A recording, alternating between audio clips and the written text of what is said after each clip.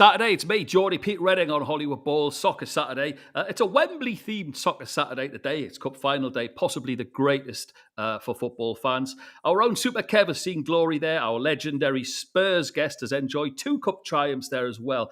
And hopefully, if he joins us, our Full Will 73 legendary producer Leo Pearlman has seen glory there in 1973, by the way, with Sunderland, but we don't mention that on this show. It is a very big welcome to Hollywood Bowls Soccer Saturday. Looking forward to this one with everyone.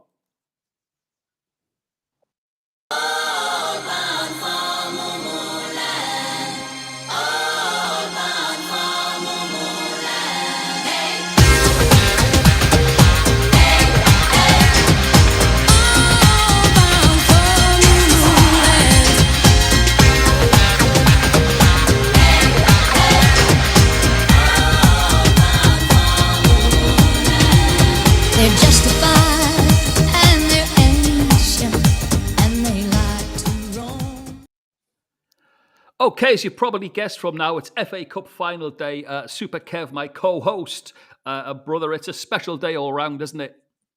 It always is. FA Cup final day is. It was one where when you were young, Pete, you used to set up all day. You used to watch everything from the morning right through to after the game. It was brilliant time, and it's still the most watched domestic cup competition in the world, Pete. So fantastic day.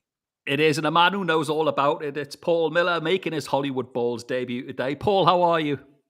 I'm very good, thank you. Great. Welcome to Hollywood Bowls. Someone who knows how special the FA Cup is as a player, but for everyone concerned and fans alike, it's a big old day today on the calendar, isn't it? Yeah, as reiterating what Kevin said, you grew up with this as a little boy. I mean, my first final memory is Spurs-Chelsea in 1967. And it even started on the Friday evening. The Evening Standard at the time printed a colour supplement outside, two back pages and front pages in Chelsea and Spurs teams. This was going to be the first ever All-London final. And I remember it well, and yes, Kevin said you got up at 8 o'clock and there was all different programmes on and you watched it till 6 at night. And then you went out in the street and tried to emulate your heroes and be one of them. And and then when you're playing one, eventually that becomes your dream, actually. And it's a wonderful day. It is. I think the dream, as far as me, was recreating Wembley on the backfield. We did that, and we had some good days. But as you say, to be able to do that, and Kev, as you quite rightly said, just coming back to it, I just remember it was you used to have everything on. It was on both channels in the UK, so you could pick and choose if you had a favourite presenter or a favourite guest. There was a Question of Sport special.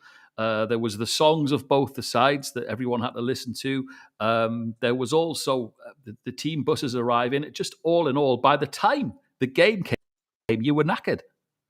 Yeah, well, you know what? I think there was a bit of channel hopping going on because on one side they would have one thing on, and then you have a look at the other side, and they'll be going, they'll have the backroom staff and the putting the kit out and all that kind of thing. So you used to just go from side to side, but what an absolutely fantastic day, and you could relax when the game started, couldn't you, Pete? Absolutely, absolutely shattered. It's a return by popular demand. Leo Pearlman, how are you, mate? I'm very well. Sorry I was running a bit late, guys. Apologies. You were watching that 73 DVD. We were just talking about memorable finals, weren't you? You were just getting to the bit where Stokoe runs on the pitch. There's no more memorable final than 73, let's be honest. I've just said to our guest, Paul Miller, we introed with you saying that you've all tasted Wembley glorious, but we don't mention 73 much on this show. But we will today, seeing as you're with us. Thank you, Pete. Paul, I want to take you back to the beginning because it's a fascinating career that you've had that you hinted about just now. I mean, you joined Spurs at the tender age of 12. I mean, all the way through. As a lad that young, I've got to ask you, what are the excitement levels like of being part of such a massive club at a young age? Well, I'd been at Chelsea 2 years previous to that. I played for an East End boys team called Senrab, which was affiliated to Chelsea, and had lots of players want to make it eventually with Butch Wilkins and Ray Lewis and Teddy Maybank being the first lot of them, Steve Wicks or whatever. So I'd been at Chelsea, but they were building a new stand. It was going to make them bankrupt. I didn't really fancy it. And I played for very high-profile East London boys, which was very successful, as well as Senrab. And it was just you got used to it, actually. And I mean, by the time I was 14, before I signed any contracts, I was training with 5 different clubs, different days of the week, because you could do that in those days. Obviously, filling me up with tracks, trainers, and boots, which done my mum and dad a favour. But my first pair of boots was bought on a Provident check by my mum for a £5, pair of Puma Tottenham. Funny enough, coincidentally, yeah. My mum had to work 2 cleaning jobs for 3 weeks to pay for that, yeah. So fantastic thing. And there was only one way. The East End was a very tough place. It was a very poor place when I grew up. Not like today. It's quite trendy. There was 2 ways out, mainly sport or crime. And luckily, I played football. I mean, because boxing really was where I'd come from. That was really what the East End was about, and still is. We've turned out some wonderful world champions, still do. But I was one of the first ever to play football really from the East End and go on and do it. And I've always remained an East Ender as such, although I left it a long while ago. But I'm a proud Cockney. I'm born in Whitechapel Hospital. I'm under the sound of Bow Bells, and there's not many of me left, by the way. There's not, no, but we'll get on to that, because what a career it is. Leo, got to get the question out the way straight off. Is this the time? Is this the Wembley visit for Sunderland? Are they gonna do it? Is promotion beckoning? This is going to be my 8th visit to Wembley in my lifetime to see Sunderland, and so far I've seen us lose 7 times. I'm normally quite realistic and honest about it. I think there's absolutely no way we lose this game. That's what I believe. I honestly do. I think that's based on going to Hillsborough and getting that result. Genuinely. Okay. I think there's no chance we lose it. All joking aside, I do really strongly fancy Sunderland, and I think one of the reasons is, and saying to my Sunderland friends as well, and I've got to credit the Sunderland manager. I was just talking about him yesterday with my dad and saying what a job he's done. There's a different mindset with Alex Neil, isn't there? Yeah, and that performance at Hillsborough underlined it. We've got proper footballers in that squad. You've got proper players, but he set the team up to go out and frustrate and and basically a big boy performance. And when it was 85 minutes gone and it was still 0-0 and it looked like the legs had gone, and you felt like he didn't make any changes. And he said afterwards why. He said, I believed in the system. I believed in the players that were out there. I believed we were going to get a result. And to do so, to score the equaliser 96 minutes or whatever, whether he was right or wrong, he was proved right. And the confidence that gives everyone in the squad. So we're going to go and play Wickham, who have bullied us a little bit in the game over there this season, which I was at. I don't think there's any chance we get outfought. And I think if it comes down to quality, we've got far more of it in the squad than they have. So I'm worryingly confident. Bring it on.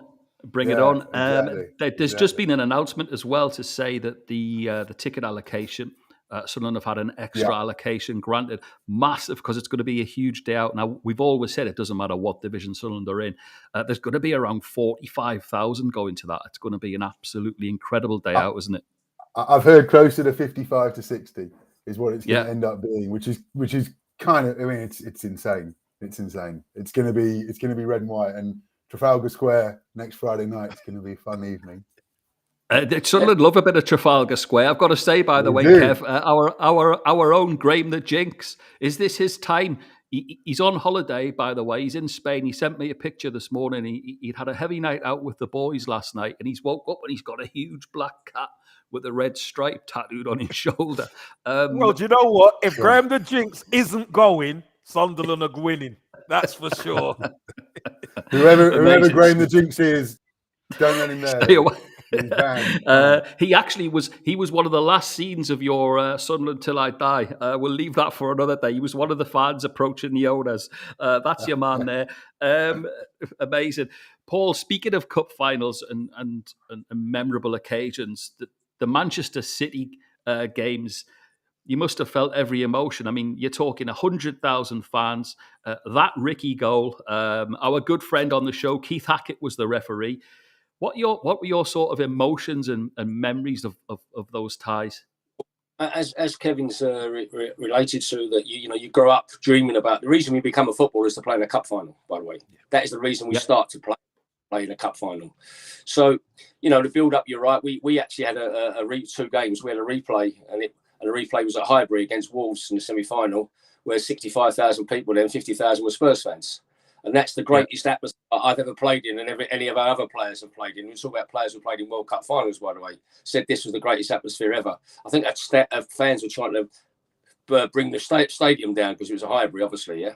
But from there on in, Blue Peter, you know, all the golf day, the celebrity things or whatever, and then I shared a room with Glenn Hoddle. He was my room partner for 7 years. It's another story, but I remember the night before, you know, we're both quite excited. We get to sleep, and then the next morning we wake up about 7:45, and Glenn gets up to open the curtains, and I've turned the telly on instantly.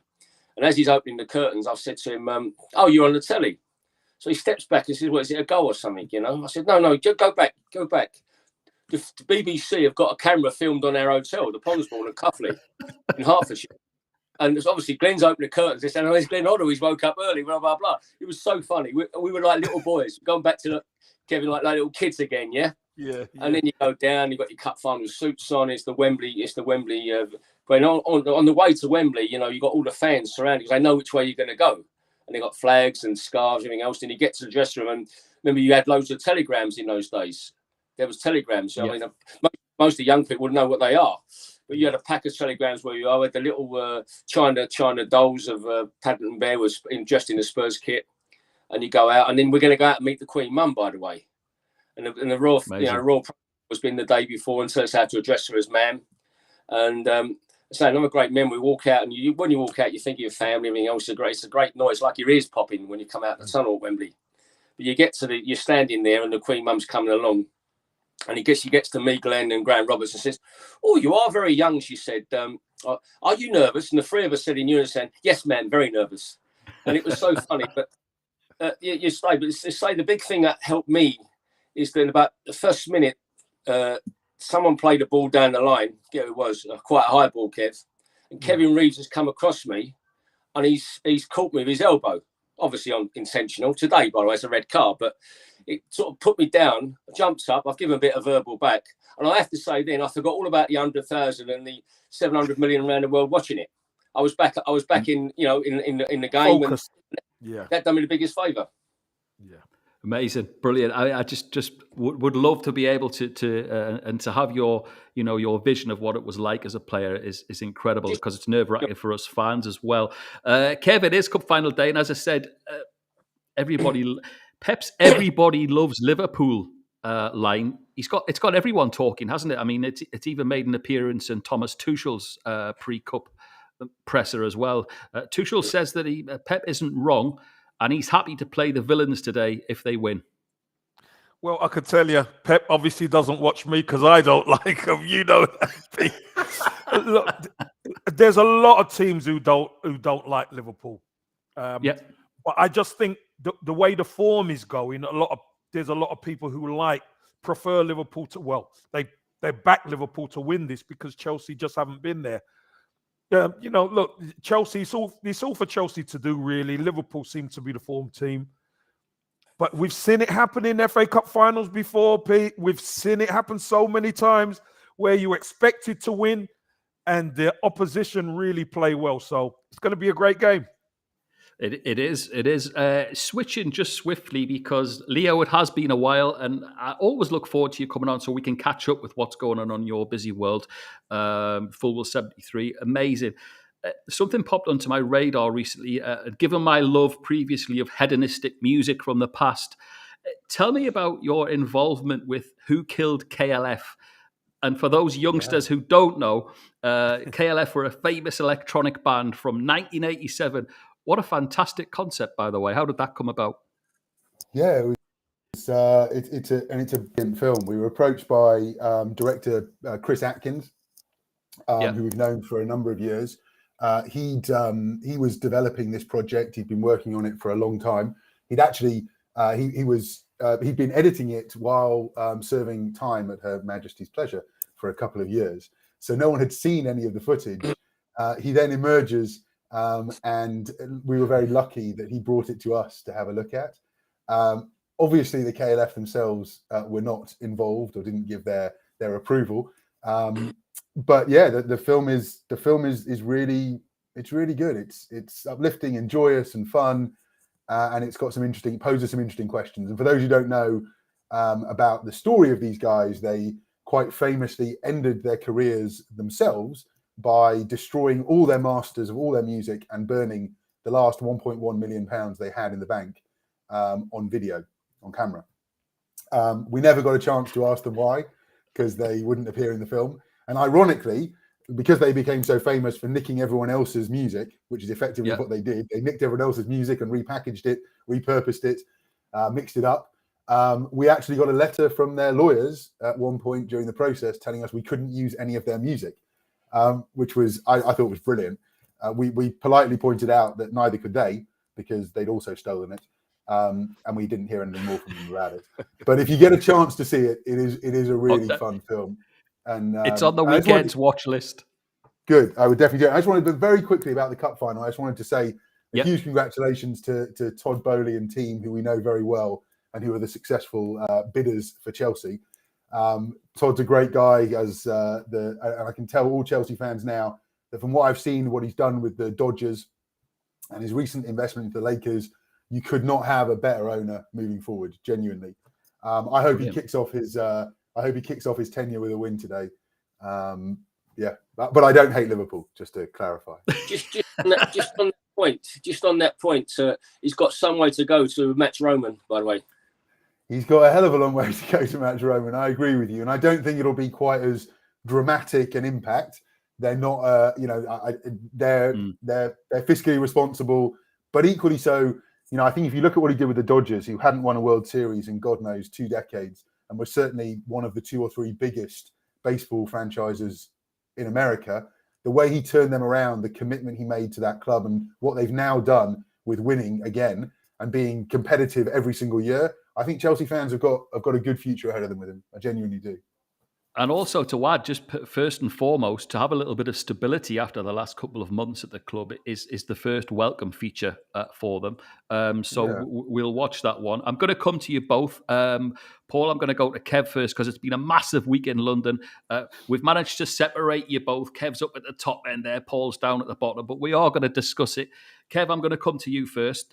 Although a jarring derby result against Spurs, you can still be positive, can't you? Because you've still got that point advantage. Pete, listen, it's a painful one. It hurts the pride. 100% it does. Look, you could question the referee, you can question decisions and all that. I thought Spurs deserved it on the day. Arsenal didn't really turn up as such. Key instances, Arsenal couldn't handle the pressure. And Spurs deservedly won the game. It was a must-win for Spurs. I know if Arsenal won, Arsenal knocked Spurs out. But this really was a must-win for Spurs. But you go into it and you got a 4-point buffer. Spurs ate up 3 points of that. So here it is. It's a 2-game season, Pete. Arsenal have to dust themselves down because this is the first opportunity they've got in a long while to get that Champions League spot. Now, if they win their next 2, they've got it. After 3 games this season, Pete, if you'd have said this to me, I'd have taken it. So, again, dust yourself down. Pride's hurt, but you got to move on. Big game on Monday. And you don't really worry about what Spurs are doing because the way Spurs are going, you're anticipating Spurs going to win their 2 final games. The key is Arsenal have to hold their serve and win their games. Okay, over to the Spurs corner. Paul, the Lily-Whites look a different beast under Conte. Do you think that possibly inconsistencies just previously might scupper the end result? Is it a little bit too late, or do you think it's still on, game on?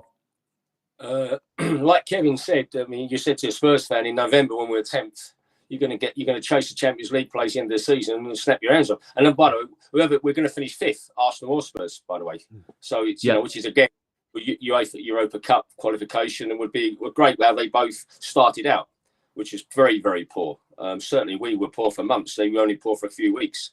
I don't understand the other night. I was at the game. It's the best atmosphere in the new stadium I've seen. In the new stadium, it was wonderful. Spurs fans have waited a long while for that. I thought Arsenal didn't really. So they had a good 10 minutes. Then Holding stupidly got involved with Son and, was kicking him. He'd had 3 warnings before the booking. I personally blame Arteta. He should have took him off. Or at least they don't do it now. But how about if he swaps over with Gabriel? And Gabriel said, let me pick him up. You stand over, you have this side. But they don't take responsibility now, players, generally. So that was poor from their point of view. It was a penalty. There was definitely sending off. He elbowed him. You can blame about the referee, but once we scored the third, it was just managing the game for Sunday. Don't get booked, don't get injured.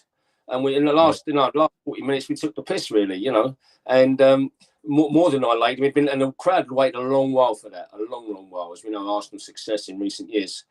So what do I think now? I think we beat Burnley tomorrow. Burnley are going to be lucky because Leeds are going down. Burnley and Everton are going to be so lucky they're not going to have to get even a point, I don't think. I think Leeds will lose the last 2. They've got injuries, suspensions. They've got no chance. Their confidence is gone. It won't be easy tomorrow. We'll beat Burnley. And then Arsenal go to Newcastle on Monday night. Newcastle's last home game, they've had the injection of the Saudi money. They're playing for places. Eddie Howe is not going to want to lose the last game with 50,000 Geordies there. There's about 6 clubs chasing that 10th place at the moment. And it's a lot of money as well, positional money in the Premier League. Plus bragging rights, and all managers want to finish quite high. I'm sure they're all on sort of bonuses as well for it. Eddie Howe's already got his bonus, by the way, for keeping Newcastle up, probably a couple of million. So good luck to him. So I just do believe that with the young kids they've got Arsenal, they got players missing, suspension and injury. And they're like us, they've only got 13, 14 players really in the squad, if that. We're both the same on that count. I think Newcastle could well take something off them, and then it'd be down to us playing Norwich away. And by the way, you dream about playing Norwich away last game of the season. We've been relegated for a month, yeah? We're all on their summer holidays and whatever. And some of them won't be there anyway next season. The good players will be off, and the other players wonder if we're going to keep me. Sure. So, I think it's all to play for. It's a 2-game league now. And, for me, it's about Monday nights. I think Arsenal will beat Everton on next week because Everton won't need anything by then. Frank's done a decent job on difficult circumstances. And they'll be all right. But I mean, I'm confident, but I'm always confident anyway. I'm always about tomorrow, never yesterday. And anyone who knows me will tell you that. Good stuff. Leo, Paul's just spoke there about the top 4 and the top 6. You've done some of the most critically and commercially successful TV series. And I wanted to ask you about one. What's been the reaction to Super Greed, the fight for football? Because this is something that really fascinates me. I think it's been a pretty good reaction. I think people were keen to see it. I think the disappointment from us and probably from some of the people who watched it is just how few of the clubs involved were actually willing to step forward and say anything. I mean, it doesn't come as a huge surprise. They did something appalling, got caught out, were made to look like chumps, and now they don't want to talk about it. I understand. But at the same time, it would have been nice to hear the perspective from some of the people involved in that way. I think getting Seferin and UEFA into the film was a real coup. And the reaction has been really positive. I think we all need to be realistic, though. This hasn't gone away. We shouldn't kid ourselves. No. This is it's been put on the back burner. But all of the conversations about changes to the Champions League and the ways that they're going to start to adapt it, the Conference League that was brought in last year, all of these are movements towards the same thing anyway. But instead of being done in one big foul swoop, which was a terrible decision that they tried to push through, they're now going to incrementally do it. And I think we're going to wake up in 5 years' time if we're not careful and go, shit. It's happened. It happened. We fought it off.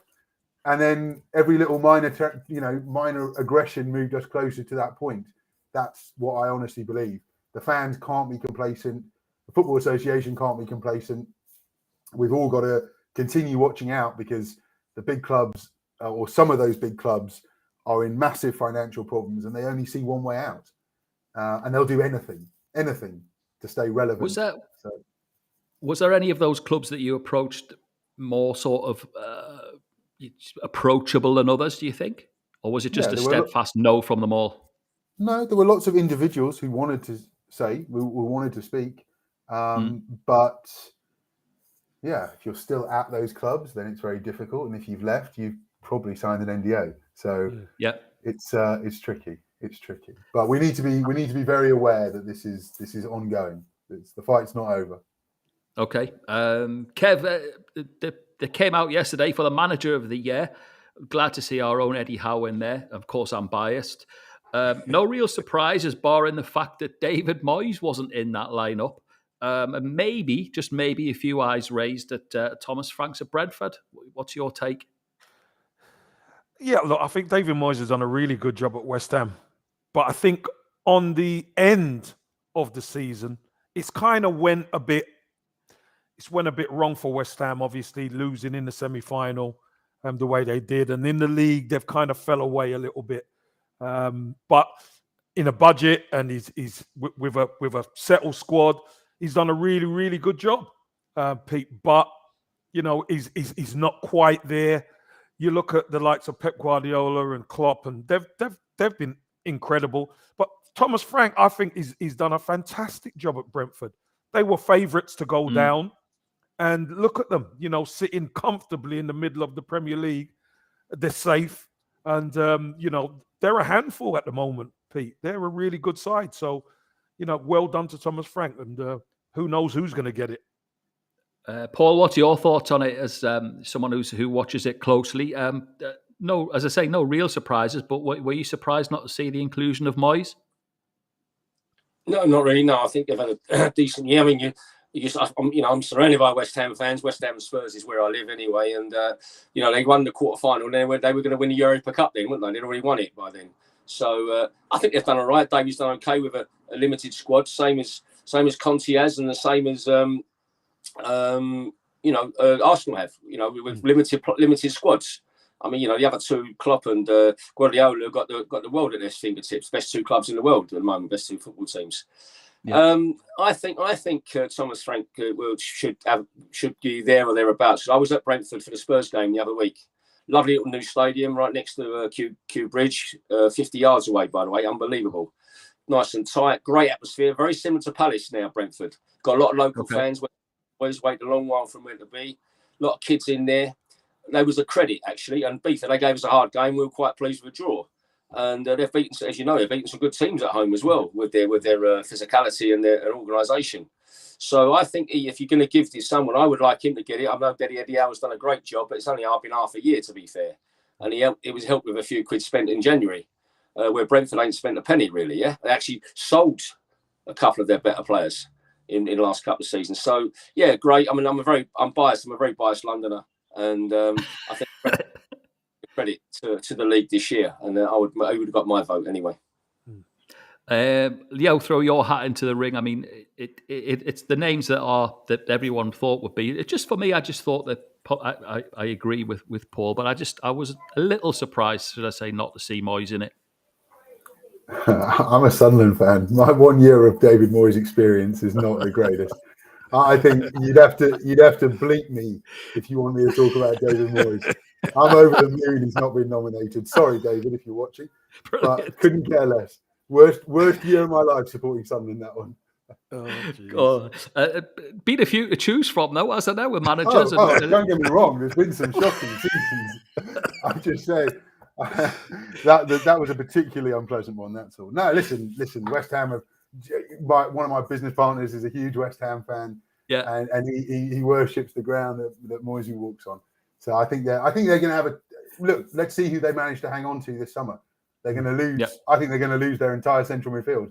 I mean, through a combination of retirement and having to sell player. It's going to be interesting what he manages to do next year, because that team is built on. I think that team is built on that kind of British spine, and I think if you lose a piece of that, we'll see. I'm interested. Go on, Paul. I don't think Declan leaves. He's got 1 year to go. He ain't going anywhere. He stays for 1 year, and he goes and gets all the money like Mbappe will get. Yeah, well, Mbappe's going to get it from. But I think Declan stays there and says, "Okay, who's going to give me 150 million now for 4 years?" Yeah, and I think that's what he'll get. Very possibly. In West Ham for another year. Trust me. And does it? What sort of destination, though, Paul? I mean, where do you think he'd be? Where can you see him ending up? City or Chelsea. If the Yanks spends the money, which will be an unusual thing, by the way, because the past Yanks haven't spent a penny. And just going back to the UEFA thing, the UEFA are the same as Americans. It's all about the dollar, all about the euro. And that's I think Chelsea's a good shout, Paul. I think Chelsea's a decent shout. I believe was Chelsea a kid, as you know, great friends with Mount. And Chelsea must be regretting that. But then again, Chelsea got, they got 27 players on loan. They got the best academy in the world. They earn money out of it, by the way. They sell one a year and it pays for the next year. Yeah. So you're right. I think Chelsea, but Man City don't they only buy one or two a year, as we know, and they're generally quite good ones. And if City come calling with their resources, you go. And West Ham would probably prefer to sell him to City than Chelsea, actually. Sorry, by the way, when he goes, he ain't got to sell him anyway. He makes his own choice, so it'd be a free transfer. Right. If he's a free, if he stays another year, yeah. Interesting, fascinating. Okay, Kev, never mind the cup final. The big one, as Paul's already said, it's Monday night. It's Arsenal are in my yard. Your neck of the woods, yeah. Look, from a Newcastle perspective, it's months ago we couldn't have said this. There's no way that could you imagine if Newcastle were in that bottom battle, Kevin, having to go to the likes of who they've played just of late, Liverpool, Man City, and then finishing off with an Arsenal as the last home game. So first and foremost, it'll be a celebration, the fact that they're staying up. It's the last home game of the season. It's a Monday night, so no doubt the breakfast specials will be on around Tyneside in the morning. There'll be quite a few holiday slips put in. It'll be a hell of an occasion. And Paul says, it'll be a tough one for Arsenal. Listen, again, 2-game season. The Geordies celebrating because, let's be honest, Pete, earlier on in the season, you look doomed. Done. Eddie Howe has absolutely done a fantastic job over the last 6 months. Had some funds to spend, but he spent it wisely. And he's brought in the right reinforcements. And Newcastle got themselves out of it. So they're playing free. They're playing at home. It's a trap game for Arsenal. Very good. It's going to be a very difficult game. Arsenal was one of those games where if you can get that win, you get it and you get out of there, because it's going to be a real tough game. Probably going to be under the pump as well. Spurs obviously beat Burnley. I think they're going to beat Burnley tomorrow. So all the pressure's back on Arsenal. And it's the case is you've got to perform under pressure. And we've seen Arsenal at times not perform, but this is where all the chips are in the middle of the table for Arsenal. So it's one of those ones where Arsenal got to perform to win. If they don't perform, Pete, they won't win. It's must tune in. Can't wait for it myself. Looking forward to it, to see how it all unfolds, because it has been a fascinating season. Leo, I follow Full 73 on all the social media just to keep up to date with you guys and all the projects and everything that's going on. But who better than you yourself to put you on the spot today? Literally, there's been a lot of noise about the reported decline of Netflix and subscriptions. And I wanted to ask you, just for your opinion, is that down to the marketing or the content currently, or is it something completely different, do you think? I think it's something completely different. It is the hottest topic in my industry at the moment about what the streamers are going to do. I think it comes down to one simple thing. When Netflix first moved into the streaming and it started to explode and blow up, all of the numbers, all of the valuation was based on a thesis that there were X number of people who were available globally to attract the streaming customers. So if you take it very, very simple, if you said there was 1 million people available and you base all of your financials on hitting 70% of that target by X year, if 3 years down the line you find out that you were 70% out and there's only 300,000 people available, the fact that you're growing at the rate you are becomes irrelevant, because all of your projections were based on a completely different metric. That's what's happened to Netflix. They said there was X number of hundreds of millions of people globally who they could attract to their service. And actually, what all the streamers are finding out is that number is about 70% less than they thought. So Netflix is still absolutely smashing it. Let's not mess around. But they're being judged by Wall Street on the projections that they made 5 years ago. And there was always going to be a realignment somewhere along the road. The question is whether Netflix can get through that realignment without someone coming and buying them. That's the big question to me. But are we at the end of the burst bubble? No, they're talking about spending 32 billion next year rather than 33 billion. It doesn't make a huge difference. And they're cutting some of their broad genres. They'll still put out 600 new pieces of content next year. So I think we're still good, but it's that inevitable adjustment, and it's happening right across the whole tech space. I mean, you don't need to get into it now, but you look at everything from crypto right the way through NFTs. Everything is dropping off, and it's all started with that streaming change. But I think we're still in a good place. And you're right in that generic side of streaming as well. Also, not just Netflix. There's other main platforms that we know of that have seen content creators sort of shrugging their shoulders, asking, "Where's everyone gone? What's but happened?" also, but then there's now going to be this ad version, so everyone will now be able to pay for Amazon, Apple, Disney, Netflix at half the price if you're okay with there being ads. It's the irony that this huge disruptive industry that's changed the way we view content has now gone back to the original. Oh, hey, Jethro, I'm just on a call. Can you give me 5 minutes? Thanks, mate. Let's get her on. delivering the Sunderland ticket. Brilliant. There you go. It's More sense than we fascinating. will. Sorry, Paul. More sense than we will, that's for sure. Absolutely. A bit of brain ain't been poisoned yet, eh? That's Not right. yet. Paul, coming back to you and Spurs. Listen, everyone's got an opinion about Conte. Let's have yours. I mean, he certainly made a huge difference, and a man who's not afraid to answer any question, by the way, to any person. Yeah, he's a good man. I see him regularly. He's staying in a hotel in central London where a friend of mine's the general manager, and in Marylebone. And he's very positive. He's got fantastic piercing blue eyes. He's passionate, as you see on the things. I don't think he's going anywhere. I think what he's come in and done, as we've related to before, we're going to finish in the top 5. As you said, that back to November, it's wonderful. We're going to qualify for Europe. Which is what it's all about nowadays. And he's done a decent job. We are 4 or 5 players short, as the other teams are as well. I think this is Daniel's last chance saloon. He has to back him, and he will back him. We've got to get 4 or 5 out as well, which is not easy nowadays, as we know, with their decent wages, especially people like Ndombele and Lascelles, so 1 or 2 others, we're paid good money for, and they're on good wages. It's not easy to get them. You've got to pay them to go, actually. But that's how it is, and that's the world today, so you've got to do it. But he's staying. He cuddles Harry Kane every day, as you would do, and Sonny, which Nuno never did. Nuno was a fish out of water, and a bad appointment for us, a bad decision for us. That's gone. And Conte is one of the top 5 in the world for me, and he wouldn't struggle to get a job elsewhere. But he ain't going elsewhere because United have picked the Dutchman who will probably only be there 18 months and get his money and go back. And PSG, as Mauricio has said, he's staying. Real Madrid haven't got any money, nor Barcelona really, to attract anyone else, and probably keep what they've got. And both the managers have done okay, especially Ancelotti. And in City, so he's in for a while then.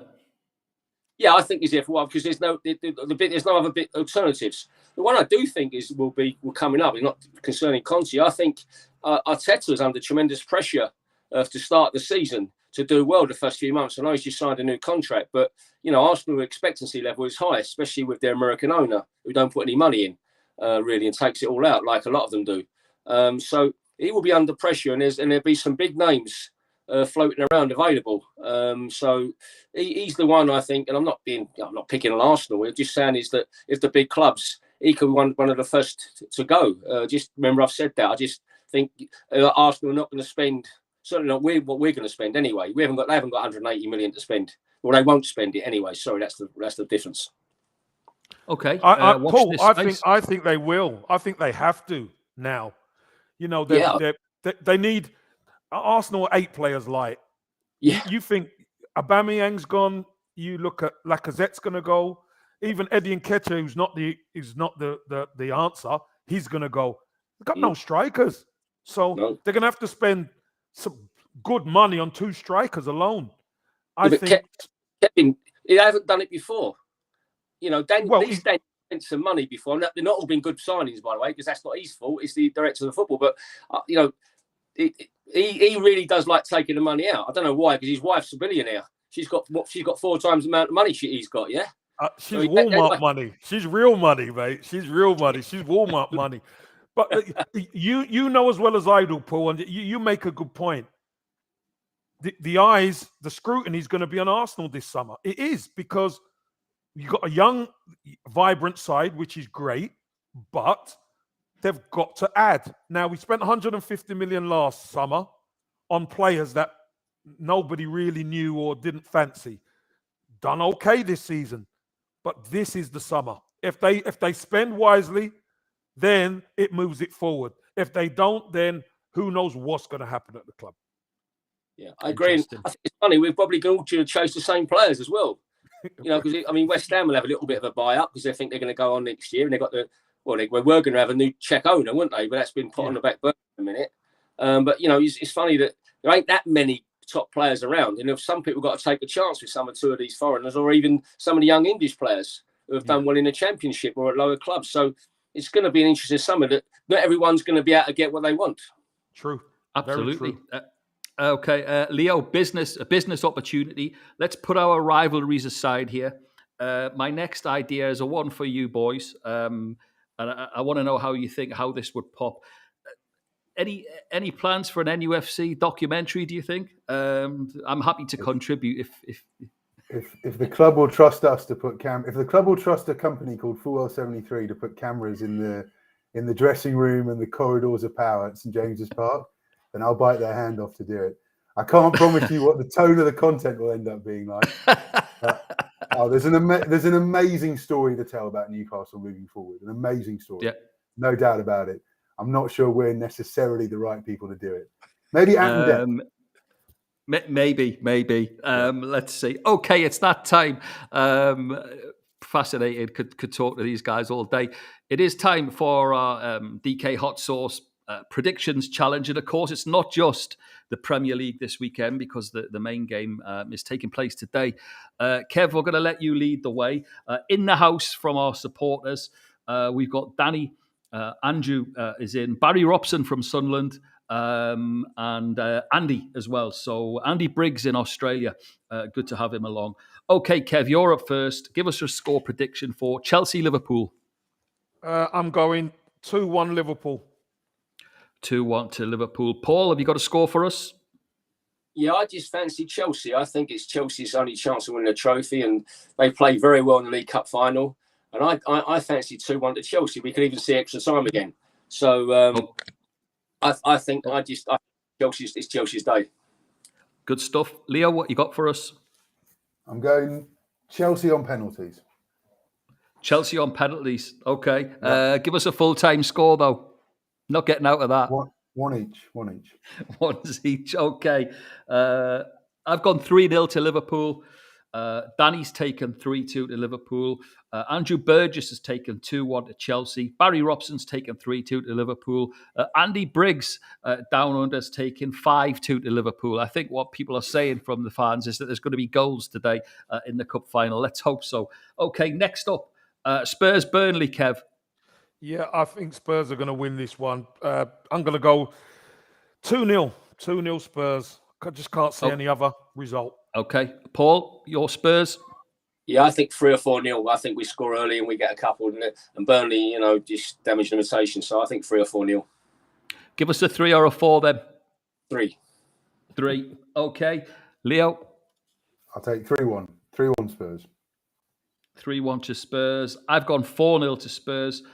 Danny's taken 2-1 to Tottenham. Andrew Burgess has taken 2-0 Spurs. Barry's gone 3-0. And Andy Briggs has gone 4-1, all in favour of Tottenham. Okay, Kev, interesting game. West Ham City. Yes, very interesting. It's a must-win for West Ham if they want to get in the Europa. But the way Man City are going, I just can't see them losing this game. I think they're going to win. I think they're going to win it pretty well. I'm going to go 3-1 City. Okay, Paul? I go 2-0 City. 2-0 City. Leo? Yeah, 2-0 City. Same. 2-0 City. I've gone 3-1 to City, as has Danny Kwang. Andrew Burgess has taken the same score. Barry Robson's taken 3-0 to City. And Andy Briggs has taken 4-1 to City as well. Okay. Everton Brentford, Kev. Interesting. Yes, interesting. And it's going to be a bit of a nail biter come the end. But I think Everton are going to get over the line. 2-1 Everton. I'm going. 2-1 Everton. Paul? Yeah. I think Brentford go and get a draw, 1-1. And I still think that suits Frank. I think that's all right. As long as he don't get beat. Okay, good stuff. Leo? 2-1 Everton. 2-1 Everton. I'm with Paul. I've gone 1-1, score draw. Danny's taken 2s apiece. Andrew Burgess has taken his beloved Everton 2-0 winners. Barry Robson has taken the same. Andy Briggs down under has gone 2-2, score draw. Last up, Kev, it's me and you. Newcastle hosting your beloved Gunners. Give us a score. 1-0 to the Arsenal. That's what I'm going for. 1-0. 1-0. Paul, what you got for us? Surely you're back in my lot. I'm not having a George Graham quote. Gorgeous George. I don't think Newcastle get beat. I think it's a score draw. They win, but I'd probably go for 1-1 actually. Okay, Leo. It pains me to say it, but I've got the same 1-1. Have you? It pains me to say it. Brilliant. I love it. Come this on, is the Pete, part of the here we show go. I love it. Here we go. I've got 1-0 to the Toon. Danny Kwang's got 3-2 to Newcastle. Andrew Burgess has taken 2-1 to Arsenal. Barry Robson from Sunderland's taken 3-0 to Arsenal. God bless you, Go on, Barry. And Andy Briggs down under has taken a 2-2 draw. And Andy's a Newcastle fan as well. So a right mixed bag there. Absolutely brilliant. Gents, absolute pleasure. It's been brilliant speaking to you. Paul, thanks so much for your time. I know you've had a hectic couple of days being in touch with you, so we really appreciate it. I hope you've enjoyed it as much as we've enjoyed having you. Leo, as always, absolutely fantastic to see you. Keep us updated with what's going on. I would wish you well at Wembley, but I would be lying, wouldn't I? Of course, that's fine. That's fine. I would expect nothing less. Don't worry. You expect nothing less. Super, Kev. Have a brilliant weekend, and we'll be back again really soon.